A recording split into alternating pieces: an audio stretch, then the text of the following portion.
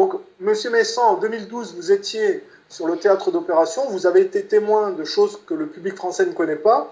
Est-ce que vous pouvez nous parler du comportement de l'armée française au sein de la coalition sur ce conflit qui concerne la Syrie et quel a été le rapport qu'ont entretenu les socialistes et le gouvernement français à cette époque dans ce conflit? En 2011 et début 2012, Nicolas Sarkozy a envoyé des soldats français sur le terrain se battre ici pour soutenir les djihadistes. Il n'y avait pas de révolution, printemps arabe, tout ça, c'est que du baratin. Donc pour soutenir les djihadistes, mais quand il a constaté lui-même que ça ne fonctionnait pas, il a fait une paix séparée avec la Syrie et il a retiré ses troupes. Mais juste après, il y a eu un accord entre la Russie et les États-Unis, c'est ce qu'on appelle la conférence de Genève 1, sur le partage de l'ensemble de cette région, pas seulement de la Syrie, de l'ensemble de cette région. Et ils avaient invité les puissances importantes, européennes surtout, à assister à cet accord. Mais ils n'y ont pas participé, elles ont juste regardé des choses de documents. Et environ une dizaine de jours plus tard, Trump, qui préparait la chose avec les États-Unis en sous-main depuis un moment, a relancé la guerre lors d'une conférence dite des Amis de la Syrie à Paris. Vous parlez de François Hollande. À ce moment-là, François Hollande, oui. Ça a été coupé. À ce moment-là, c'est en juillet 2012, il relance la guerre. Et il la relance avec des moyens qu'elle n'avait pas auparavant. Nicolas Sarkozy s'était contenté d'envoyer quelques armes, des missiles, des choses comme ça. Mais François Hollande, lui, a fait des transferts d'armement très importants. Et il a envoyé ici des troupes au sol importantes. Alors il a parlé des avions qui étaient stationnés en Turquie, tout ça, ou je ne sais pas, il y en a peut-être eu en Irak et en Jordanie aussi, mais il y avait des troupes au sol de manière très prononcée. Et plusieurs opérations militaires des djihadistes, ici, les officiers djihadistes qui discutaient entre eux, en fait, c'était des officiers français qui parlaient en français. On entendait ça sur les talkie-walkies. Il y a des officiers français qui ont été faits prisonniers. Certains ont été restitués. Il y a eu des échanges de prisonniers. Est-ce que vous pouvez nous parler de choses particulières que le public français ne connaît pas au niveau du comportement de l'armée française et de la méthodologie utilisée sur le théâtre d'opération?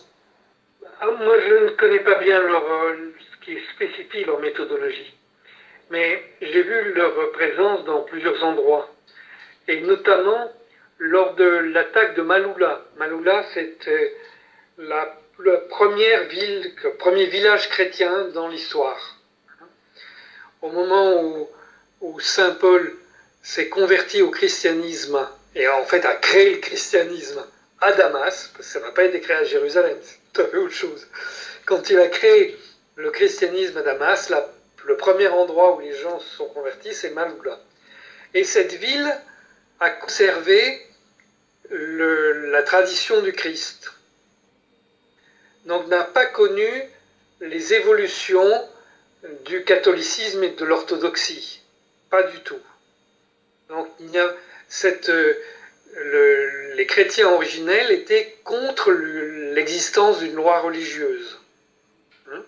Donc quand on vous dit ça c'est bien, ça c'est pas bien, ça n'a rien à voir avec le christianisme, ça. En tout cas, pas avec le christianisme originel. Ils ont suivi des traditions orales, ou c'est-à-dire qu'ils sont séparés des traditions écrites que nous... Quand ils se sont convertis, les évangiles n'étaient pas tous écrits, donc c'était surtout oral, oui. D'accord. Bon, mais donc, cette ville est restée le symbole du christianisme originel, et les gens sur place continuaient à parler en araméen, qui était la langue de cette région à l'époque du Christ. Ils ne parlaient pas l'arabe, enfin ils parlaient aussi l'arabe, mais à la maison ils parlaient araméen. D'accord. Et donc cette ville a été attaquée par des djihadistes qui étaient... ça n'a aucun intérêt d'un point de vue stratégique, hein, cette ville. C'est un symbole, c'est pas stratégiquement, c'est rien. Ils ont attaqué cette ville et ils étaient encadrés par des officiers français et turcs. Voilà. Et tout le monde sur les radios a entendu que c'était des officiers français et turcs. Après, il y a une douzaine d'officiers français, je ne sais pas si c'est d'officiers, de soldats réguliers français qui ont été tués à quelques kilomètres de là, à Sadnaïa. Voilà. Mais parce que qu'est-ce qui a été perpétré contre les populations? Parce que s'il y a eu une attaque, comment ça s'est passé? Ça s'est manifesté par quoi sur le terrain? Bon, alors là, dans le cas de Maaloula, la population chrétienne s'est enfuie et les hommes sont remontés sur la montagne et ils ont défendu le village. Mais il n'y a pas eu donc énormément de pertes humaines. Mais les djihadistes, quand ils sont arrivés, encadrés par les Français et les Turcs, ont cherché à détruire tous les symboles du christianisme qui étaient là. Donc ils ont décapité les statues, ils ont lacéré les croix, ils ont déchiré les manuscrits et ils ont mis le feu au monastère. Voilà. Parce que quand on fait des recherches un peu sur le conflit syrien et qu'on voit les exactions qui ont été commises contre les populations, on voit des enfants qui ont été décapités, mis en scène dans des scènes de crucifixion extrêmement morbides. Tout ça, c'est quoi? Bon, il y a eu des atrocités, vraiment des atrocités. Ces atrocités, on ne sait pas si elles ont été encadrées par des officiers étrangers. Moi, la seule chose que je peux dire de ce qu'ils ont fait, c'est au début de la guerre, c'est clair qu'il y a eu des décapitations et des démembrements de gens dans plusieurs villes, et que ça a été fait en France ou peut-être sur l'ordre, je ne sais pas, mais en tout cas en présence de soldats français qui étaient là. Et par ailleurs, je peux attester que la même chose a eu lieu en Libye. Et là, en Libye, j'étais avec un ancien député au Congrès des États-Unis, un ancien compagnon de Martin Luther King. Quand il est rentré chez lui, il a témoigné qu'il avait vu des officiers français décapiter eux-mêmes des gens là-bas. D'accord. Mais moi, je ne l'ai pas vu. D'accord, mais c'est toujours intéressant et important d'exposer ces faits parce que je peux vous garantir qu'en France, les gens sont loin de s'imaginer ce genre de choses. Oui, mais l'image de la France dans le monde, c'est ça. Hein. C'est pas ce qu'on raconte dans les journaux. C'est parce que les gens, ils savent ces choses-là. Vous voulez dire que en France, mais ici, ils le savent. Vous voulez dire que le comportement de l'armée française à l'étranger vaut que à l'international, les gens l'image de la France est ternie à cause de ces comportements? Bien sûr, elle n'est pas ternie. C'est honteux, c'est criminel. Oui, bien sûr. Mais parce qu'on peut se dire, ces décapitations, ces démembrements et ces mises en scène d'enfants morts, on pense que c'est le fait de djihadistes qui auraient été sous l'effet de drogue, qui auraient été donnés notamment par les Américains, hein, c'est pas nouveau de leur part, et en réalité on se rend compte que les Français ont participé à ça aussi. Oui, les Français ont participé à ça, oui. Donc vous voulez dire que, bon, parce que vous parlez de la responsabilité de la France, mais bien d'accord, mais les Américains ont poussé à ça, les Turcs également, est-ce qu'il y a d'autres nations qui ont poussé à ce genre de comportement extrêmement violent?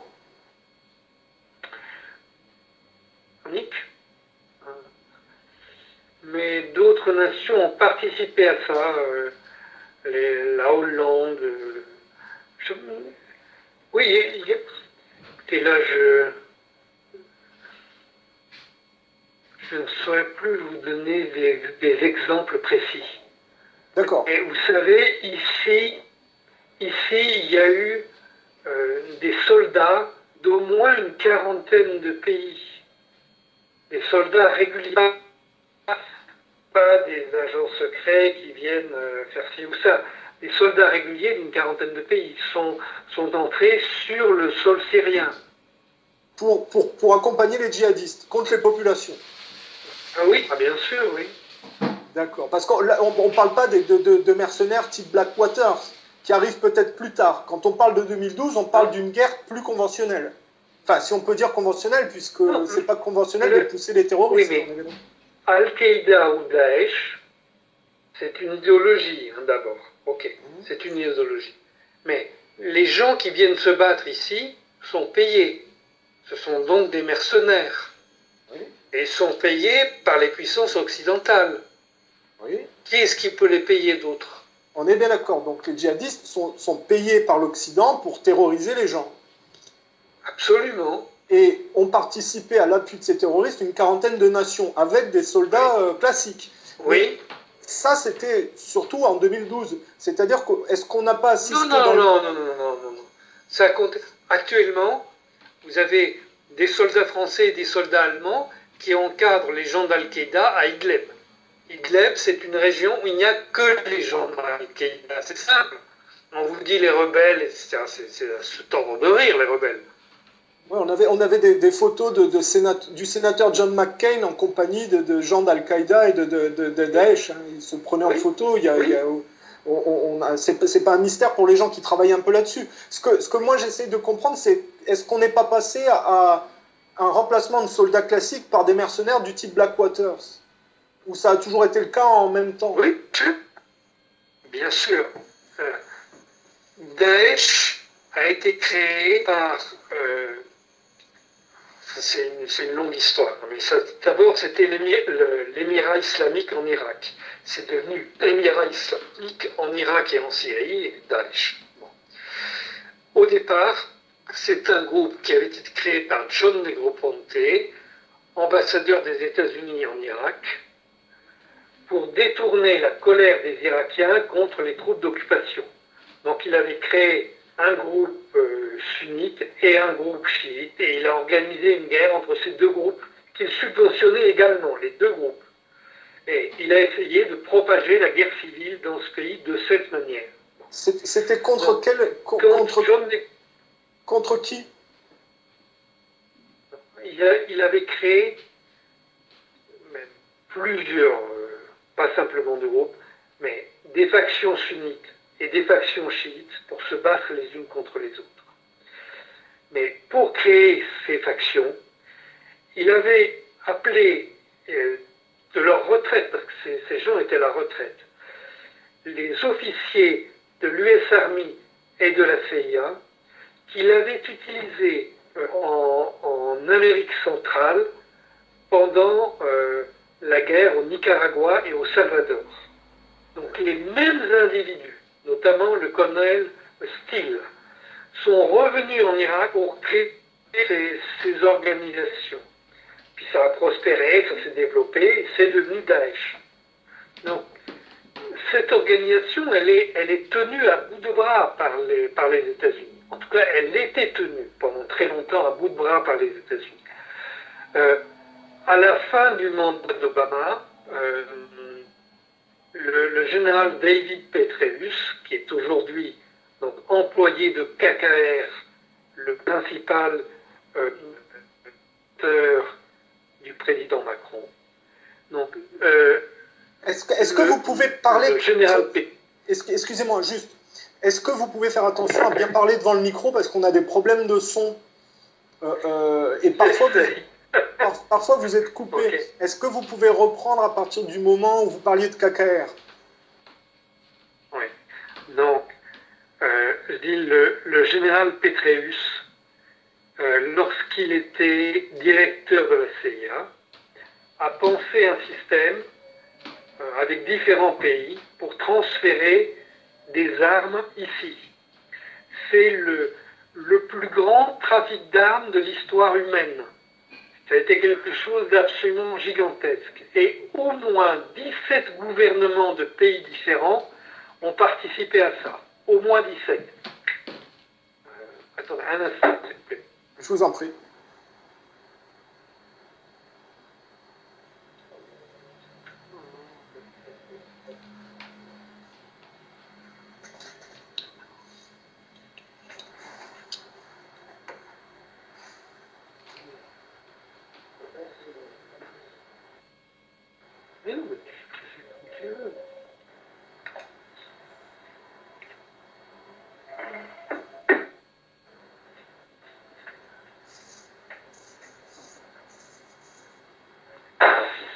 Voilà, oui.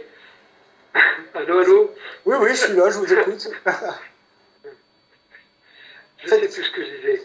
On parlait de KKR qui était derrière le Oui. financement de la campagne Non. de Sarkozy, qui suivait Macron également. Voilà.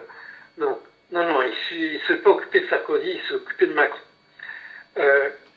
Le général David Petraeus, quand il a été viré de la CIA lors de la réélection du président Obama, il est devenu l'employé de KKR. Et KKR a continué à organiser ce trafic jusqu'à aujourd'hui. Donc, jusqu'à aujourd'hui, les armes qui arrivent à Al-Qaïda, à Idlib, sont livrées par ce système qu'on appelle Timber Sycamore. Ce système qui est contrôlé par le général Petraeus, et les transferts d'argent, eux, sont faits par la société KKR. Est-ce que KKR a un lien avec Macron? Monsieur Kravitz, le KKR, c'est 3 initiales, dont celle de Monsieur Kravitz. Monsieur Kravitz est un ami de très longue date d'Emmanuel Macron. Macron l'a connu lors d'un voyage qu'il faisait aux États-Unis. Je pense que c'était pour la French American Foundation, quelque chose comme ça. Et ils sont toujours restés en contact. Kevin Kravitz a un bureau à Paris, à Ville-Montaigne, et le jeune Emmanuel Macron allait le voir dans ce bureau quand il s'arrêtait à Paris. Et lorsqu'il a fallu faire le financement de la campagne électorale, Emmanuel Macron est allé à New York le rencontrer pour mettre au point ce financement. D'accord. Donc il était derrière. Tout ça n'est pas secret. Ce qui est incroyable, c'est que c'est très facile de retrouver les traces de tout ça et que personne n'en parle en France. On nous raconte toujours Rothschild, etc. Mais Rothschild, c'est rien dans cette affaire. D'accord. Mais parce que là, il y a quand même quelque chose de particulier. C'est qu'on a vraiment l'impression que ce sont des multinationales et des groupes étrangers qui décident de la politique de pays comme la France par l'intermédiaire de gens débauchés, quoi. Oui. Parce que moi, ça me fait penser que, par exemple, le groupe Lafarge qui appuyait les efforts djihadistes en leur fournissant des bunkers, hein, si j'ai bien compris, on est véritablement dans des guerres pensées par des multinationales au service de cette violence terroriste. Ouais. Je ne sais pas trop qui pense les affaires. Moi, je peux juste regarder comment ça marche. Le cas de Lafarge, si vous voulez, Mme Clinton, elle était administratrice de Lafarge juste avant que son mari rentre à la Maison-Blanche. Donc, et Lafarge travaillait déjà pour la CIA, puisque c'est Lafarge qui a transporté des armes en Irak au moment de tempête du désert. Voilà. Donc, si vous voulez, les liens entre le système militaire et les services secrets US et ces grandes sociétés, il est très ancien. D'accord. C'est-à-dire qu'il y a une imbrication. C'est peut-être sous l'effet des privatisations aussi que tous ces complexes se sont internationalisés et sont imbriqués et poursuivent une mouvance en réalité et son idéologie.